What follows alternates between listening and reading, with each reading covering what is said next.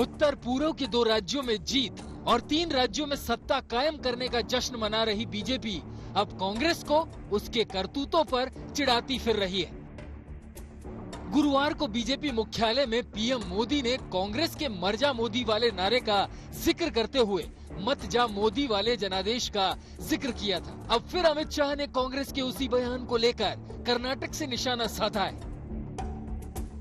Congress party इसका स्तर दिन प्रतिदिन गिरता जा रहा है।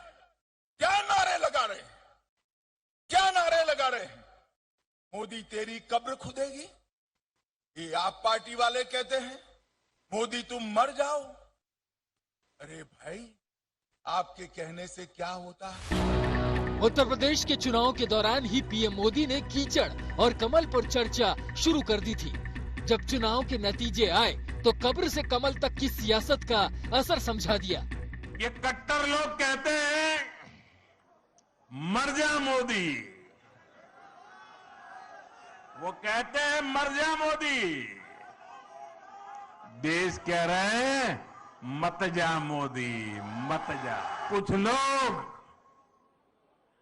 मोदी की कब्र खोदने की ख्वाहिश कर रहे हैं। जहां मौका पड़ता है कमल खिलता ही जा रहा है। हालांकि विपक्ष दावा कर रहा है कि पीएम मोदी ने सिर्फ चुनावी स्टंट के तौर पर कांग्रेस के बयान का जिक्र किया है। कांग्रेस ने कभी पीएम मोदी के लिए कुछ नहीं कहा है। मोदी जी वही बोलना चाहते हैं जो वो बोल रहे हैं और उसके लिए वो दूसरों का नाम ले लेते हैं। कुछ लोग करके बातें करी, मैंने भी मोदी जी आपको कुछ लोग की बातें बताई। कोई एरा गरा नथु खेरा कुछ बोल दे, अब प्रधानमंत्री जी उसको इतना महत्व दें। अरे जिस दिन आप जाएंगे जनमत से जाएंगे साहब, किसी एक एरे गरे का बयान लेकर के विक्टिम कार्ड आपको खेलने की जरूरत नहीं है प्रधानमंत्री। अब ये बीजेपी की राजनीति की रणनीति या चालाकी है या कांग्रेस की चूक, लेकिन ऐसा लगता है कि 2014 के पहले से ही प्रधानमंत्री नरेंद्र मोदी पर कांग्रेस की ओर से निजी हमलों की शुरुआत हो गई थी। नरेंद्र मोदी को मौत का सौदागर कहने से लेकर उनके माता पिता दादा तक को हिटलर से लेकर राक्षसों तक तुलना कर दी गई थी। हत्या तक की धमकियां दे दी गई थी।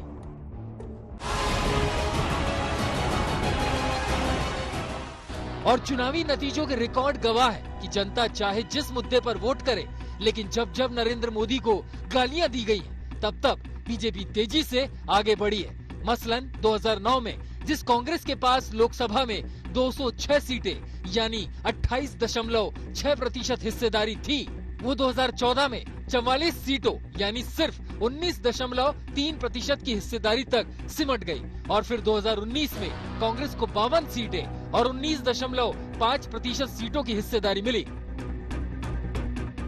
ये वो चुनावी नतीजे थे जिससे पहले नरेंद्र मोदी के ऊपर खुद सोनिया गांधी से लेकर मणिशंकर अय्यर तक निजी हमले कर चुके थे। और पीएम मोदी की माने तो ये कांग्रेस नेताओं की मोदी को दी गई उन गालियों का भी असर हो सकता है कि जिस बीजेपी के पास 2009 में सिर्फ 18.8% वोट शेयर था, वो 2014 में बढ़कर 31% हो गया।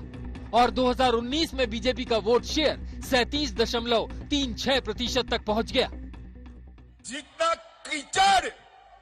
जितना कीचड़ मोदी जी पर उछालोगे, कमल इतना खिलकर बाहर आए। हालांकि कांग्रेस परेशान है कि कीचड़ तो बीजेपी की ओर से भी उछाला जाता है, लेकिन उसका कांग्रेस को फायदा तो कभी नहीं हुआ है। कुछ लोग तो ये भी कहते थे ये कांग्रेस की विधवा है। कुछ लोग तो पूर्व प्रधानमंत्री को कहते थे ये रेनकोट पहन के नहाते हैं। कुछ लोग तो पूर्व विदेश मंत्री की पत्नी को कहते थे कि ये 50 करोड़ की गर्लफ्रेंड है। इस तरह की बातें कुछ लोगों ने की थी। दरअसल सवाल सिर्फ गालीबाज सियासत का नहीं है, सियासी नीतियों और नेताओं की नीयत का भी है। और चुनाव नतीजों की बात की जाए तो शायद नेता, नीति और नीयत के संकट में ही कांग्रेस का कुनबा कमजोर होता गया। वरना ये इत्तेफाक नहीं है कि 2014 से 22 तक कांग्रेस के 460 नेताओं ने पार्टी छोड़ दी। इसमें से 177 सांसदों विधायकों ने तो ऐन चुनाव के दौरान पार्टी छोड़ी, जबकि 222 कांग्रेसी उम्मीदवारों ने पार्टी छोड़कर दूसरी पार्टी से चुनाव लड़ा। और पिछले साल की बात की जाए तो 24 कांग्रेस विधायकों समेत 37 उम्मीदवारों ने पार्टी छोड़कर दूसरी पार्टी से चुनाव लड़ा। अब कांग्रेस पार्टी अपनी नीति सुधारे, नेता सुधारे या पीएम मोदी पर निजी हमलों वाली नीयत दुरुस्त करे, ये कांग्रेस के मंथन का विषय हो सकता है, क्योंकि देश की जनता ने पिछले 9 साल से पीएम मोदी की सरकार पर भरोसा दिखाया और ये भरोसा बढ़ता ही जा रहा है। जबकि जिस कांग्रेस के पास 2006 में 16 राज्यों में अपने मुख्यमंत्री थे, उस कांग्रेस के पास आज सिर्फ 3 राज्यों में मुख्यमंत्री बचे। और जिस तरह से देश के चुनावी नतीजे आ रहे हैं, कांग्रेस पार्टी और उसके नेता आगे भी बीजेपी को, देश की संवैधानिक संस्थाओं को, देश की लोकतांत्रिक व्यवस्थाओं को और देश के मतदाताओं को कोसते रहे तो उसका कोई फायदा नहीं होने वाला है। आज तक ब्यूरो।